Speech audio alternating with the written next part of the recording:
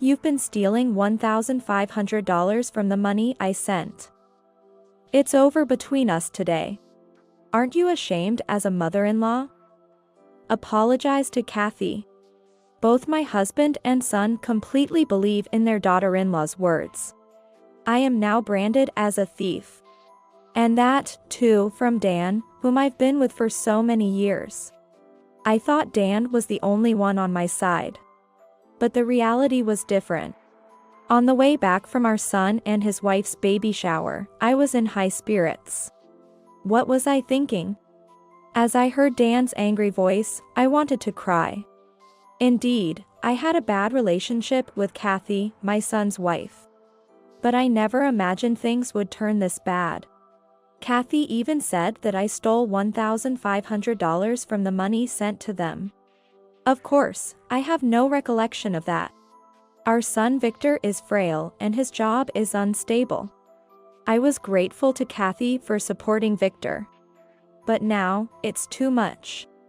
I won't forgive Kathy, who called me a thief, nor Dan, who believed her without any doubt. Victor said he had someone he wanted me to meet. Realizing it was a girlfriend, my husband and I were overjoyed. Victor has always been physically weak, often missing school during his student days. Now at 26, he had grown up. He got a job but was still often sick.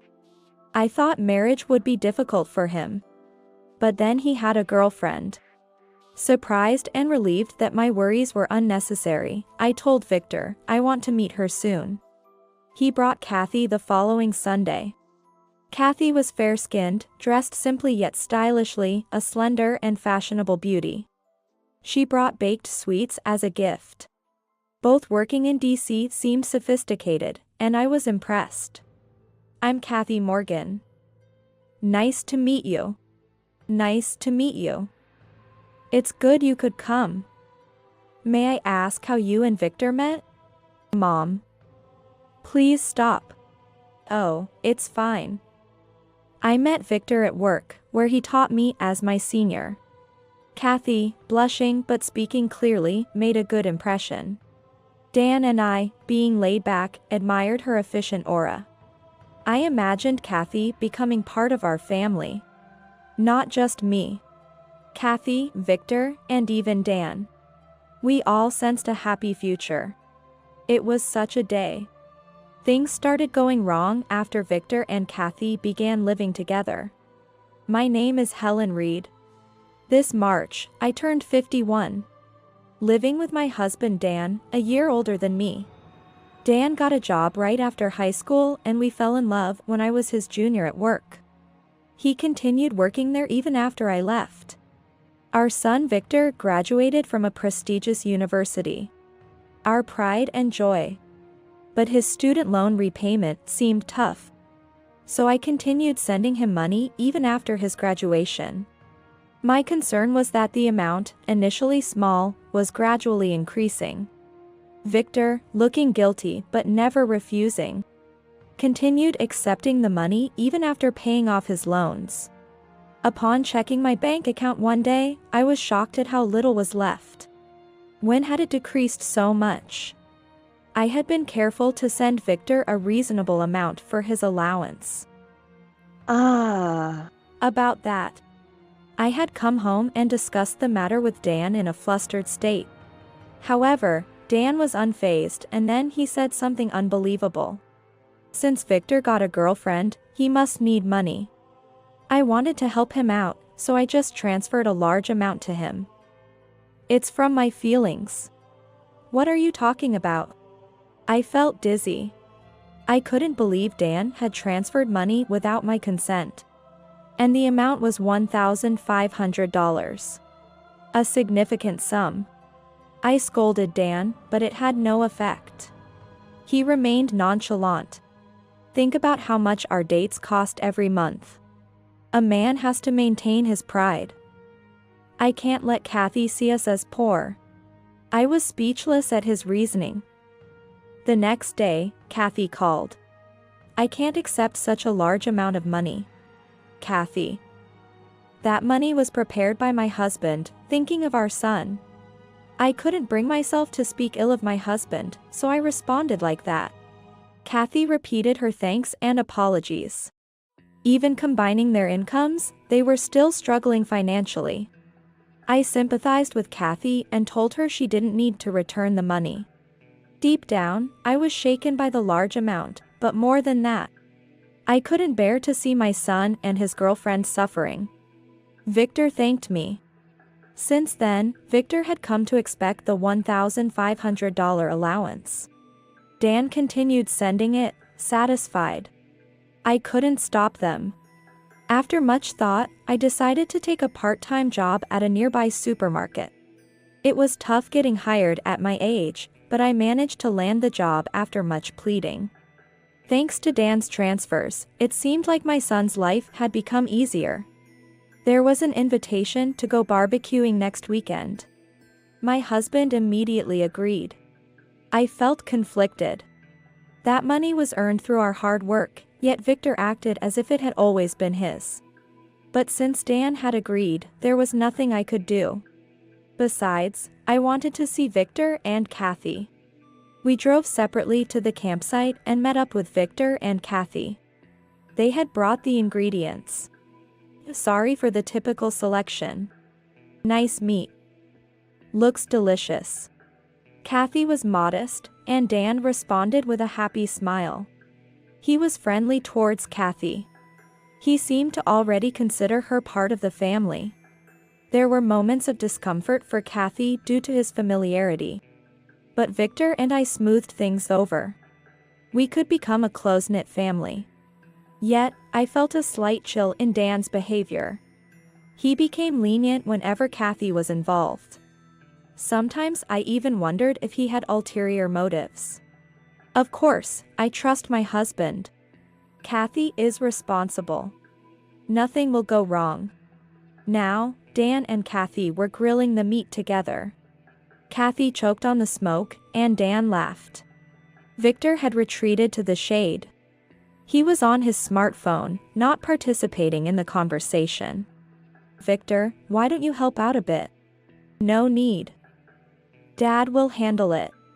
I wondered when Victor became so indifferent. Kathy is not Dan's girlfriend. She is Victor's. Yet, Victor leaves her with his father and busies himself with smartphone games. He always liked games. But it seemed to get worse after he started playing smartphone games as an adult. I didn't voice my concerns. Perhaps that was for the best. After the meal, Victor and Kathy went for a walk around the campsite.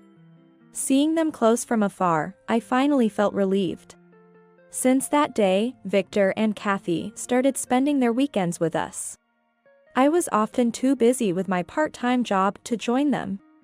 Kathy helped with household chores, which I appreciated.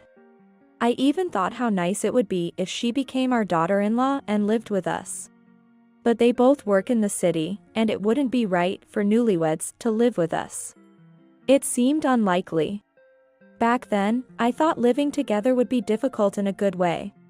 I trusted Kathy and Victor was my son after all. Even when I saw their faults, I turned a blind eye and preferred to see the good in them. That was until then. What is this all about? I came home and was screaming. The trinkets I had displayed in the entranceway were completely gone. Kathy cleaned up. Cleaned up? Those were souvenirs from our trips. You can't just do whatever you want with them. I wondered where they were put. In response to my panic, Dan just sat heavily on the sofa and said. She asked if she could throw them away, and I said sure. Why would you do that? I was shocked. Not only that my memorabilia thrown away without my consent, but also because they seemed unimportant to Dan. They were chosen by Dan on our first trip together. Kathy appeared from the kitchen. Is something wrong? Kathy, this is too much. Throwing away someone else's belongings. I'm sorry. But I've been thinking for a while. Your house, well, it seems to have too many things. Kathy's tone was firm. She didn't like being accused of doing things on her own. In reality, she had gotten permission from Dan, so in her view, she hadn't disposed of anything without consent. After this incident, I frequently found that dolls and vases that decorated our rooms had disappeared. I learned from Victor that Kathy is a minimalist and has always complained about the clutter in our house. Clutter. That's how she saw it. But to me, each item was precious. To Dan, it seemed not to matter. He laughed and said, "Kathy's into SNS, you know. Something about how a modern girl conquers a hoarder's house and turns it into a stylish space. Calling it a hoarder's house is a bit much, though. So that's the kind of person she is." I was disappointed in Kathy. She stopped smiling like before and quickly prepared to leave when I came home, whispering something to Victor. Is this what mother-in-law and daughter-in-law relationships are like? I was sad. But the greatest sorrow was not because of Kathy. Dan. You, who laughed and allowed our precious memories to be thrown away, I couldn't believe it. Even as my relationship with Kathy worsened, Victor continued dating her. Eventually, they got married, and Kathy became the daughter-in-law of this house. The last time I saw Kathy was at their wedding. Victor's car would still come to our house on weekends. But Kathy was not there. "Where's Kathy?" Asking casually, Victor approached me, his face red with an uncharacteristic fury. He thrust his smartphone screen at me. Is this your doing, Mom? What are you talking about?" I was completely clueless. As I tilted my head, Victor nearly yelled. Recently, Kathy's online posts have been attracting a troll, using the pen name Helen. That's not you, is it? Don't be ridiculous. My heart nearly stopped. I stared at the screen. Indeed, there was one person consistently responding negatively, even aggressively, to Kathy's posts. Initially, the comments seemed to mix complaints and criticisms. Like, calling it a hoarder's house is too much. Or, it's mean to call your husband's family home a hoarder's house. But they escalated over time, now outright attacking Kathy's character. Kathy's absence might be because she suspects me. I need to clear up this misunderstanding. Dan, standing beside me with crossed arms, asked in a pained voice. "Helen, what's this about? What do you mean? You suspect me too?" Once again, Dan sided with Kathy, not me. I looked at him, feeling sad. She's like a daughter to me. I wouldn't speak ill of her. Then who is this person? I don't know. I shouted and ran from the entrance hall to my room, tears overflowing. I grabbed my pillow and cried. After some time, I realized the room had darkened. It was already evening. I heard Victor's voice through the sliding door. "Mom, I'm sorry. You wouldn't do something like that. Kathy's suffering from severe morning sickness right now. She's pregnant. We've both been on edge." "Sorry." I lifted my head. "Pregnant. Kathy is." I shakily got up and moved towards the sliding door. Victor was gone. Instead, Dan stood there, looking displeased. "Isn't dinner ready yet?" I began to think that maybe I didn't matter to Dan. This feeling became reality the day Kathy gave birth to our granddaughter and we went to celebrate. Kathy, whom I hadn't seen in a while, still wouldn't look at me. I couldn't find words beyond a simple, "You must have had a hard time." The awkward visit ended, and on the way back, driving, Dan seemed lost in thought. "The baby was adorable, wasn't she?" "Yeah." His response was distant. He had been like this since seeing his grandchild. "Dan." Kathy mentioned something. "Yes." Dan looked at me. Suddenly, he exploded with anger, without any warning. "You've been stealing $1,500 from the money I sent. Today's the day we divorce." Aren't you ashamed as a mother-in-law? Apologize to Kathy. I was speechless. What are you talking about, Dan? I had no recollection of this accusation. Me, stealing the allowance money? But it seemed Dan believed Kathy's story. Did Kathy dislike me so much to lie about me? Dan, too, was unbelievable. Believing his son's wife over me, his wife of many years. What did our years together as a couple mean? Something inside me shattered. I took a deep breath and said to my husband with all the breath I exhaled. Fine, let's divorce. But are you sure you won't regret it? Regret? Ha! As if I'd regret leaving a thief. Dan spat out, unable to bear being with a thief like me. I sighed again. It's over then. Yes, it's over. Want to get out of the car now? Maybe. Most of my belongings were deemed trash by Kathy and Dan and thrown away. There's nothing left in that house to evoke any memories. Return the stolen money. Okay. Fortunately, I wasn't struggling financially. I had been secretly contemplating divorce. And had been saving some of my part-time income each month. There was no need to steal.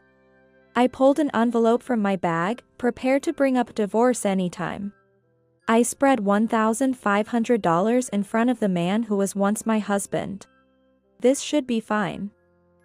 Goodbye. You had it all along. Dan got angry again. He still thought of me as a thief. I couldn't find the will to say anything more. After that, I moved into an apartment by myself. Victor helped with the move. Kathy and Dan didn't show their faces. Naturally. They were united in a negative alliance. I can't believe this happened. Because of Kathy. It's all right. By the way, Victor, how do you post on the internet? While surrounded by moving boxes, I asked. Victor, surprised, showed me how to download an app and taught me. From that day, I started checking social media whenever I could. Though I didn't follow her, I still looked at Kathy's posts. Kathy had over 2,000 followers. Recently, her posts were mainly about being oppressed by her mother-in-law. In Kathy's mind, I was a woman who hoarded trash and became hysterical and violent when someone tried to clean it. She even created a narrative that Dan and I hadn't divorced yet, and were living with our son and his wife. In reality, Dan and I divorced soon after separating on the way home. And he wasn't living with his son and wife. I created my account. The name was I Am Innocent. Initially, my posts were about confronting the delusions of my former daughter-in-law. But that didn't attract followers. After some thought, I started posting about the advantages and disadvantages of living alone. Interactions with my landlord, and tips for quick cooking, aiming to draw interest. Gradually, my followers increased, reaching a little over 100. I was happy. In the beginning, most of my followers commented, encouraging me not to lose to my ex-daughter-in-law. Among them was Helen.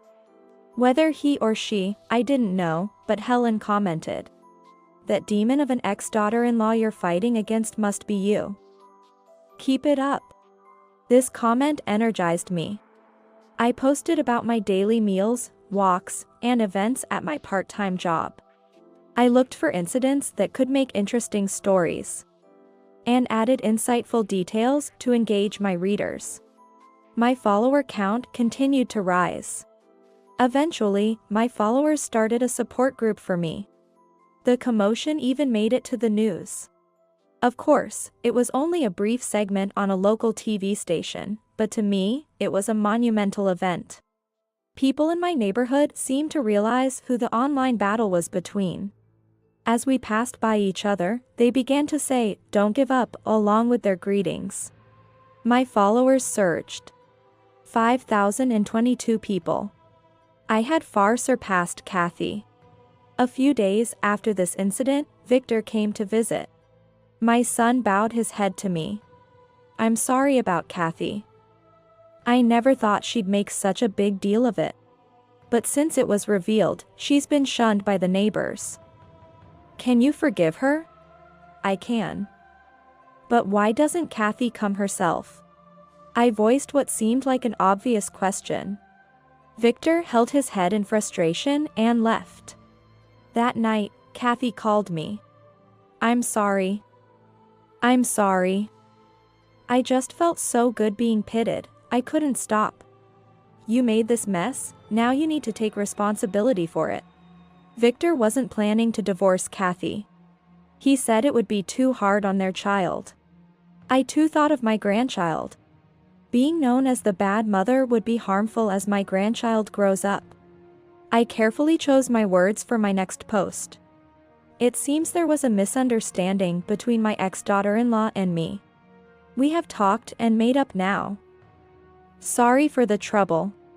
Months after this post, the commotion surrounding Kathy and me finally settled down. After Kathy's trouble subsided, I asked Victor about Dan. Victor grimaced as he spoke. Dad? He's in a bad state. He can't cook on his own, and he refuses to live with us. He used to get along with Kathy, right?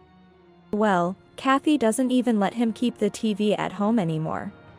I'm fine with just my smartphone, but Dad probably wants to watch baseball and the news, right? That's ridiculous. To Kathy, even modern conveniences were a nuisance. From her perspective, our house must have indeed looked like a hoarder's house. It seemed that the old interactions were gone, and now Victor occasionally visits Dan alone. Dan, unable to handle household chores, has laundry scattered everywhere and survives on convenience store rice balls. Kathy cooks and sends meals with Victor only on days she can manage. But since the incident, she's been emotionally down and unlikely to have the energy to cook regularly. I decided to visit Dan after a long time. But to avoid a hostile atmosphere, I arranged to go with Victor. Dad. It's me. He called out at the door. No response. A bad feeling crept over me, and I reached for the doorknob. Dan. Are you there? Still no reply. Victor used his key to open the door. I rushed down the hallway, forgetting to even take off my shoes. There was an unpleasant smell. As Victor had said, there were clothes scattered everywhere. Dan. My voice was tinged with a scream. Dan was lying on the floor. Dan, hold on. Dad. We need to call an ambulance. While Victor was arranging for an ambulance on his smartphone, I stayed by Dan's side. Dan was crying with his eyes closed. Helen, come back. Helen. I looked away gently.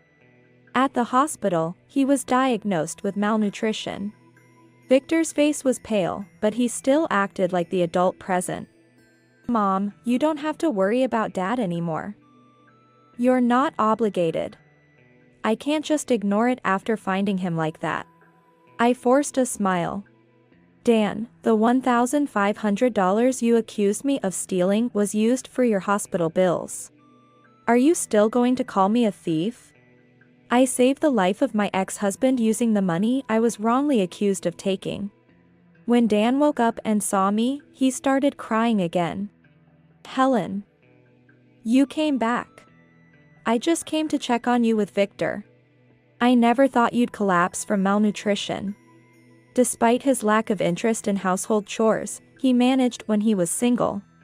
At least his apartment wasn't a mess when we first dated.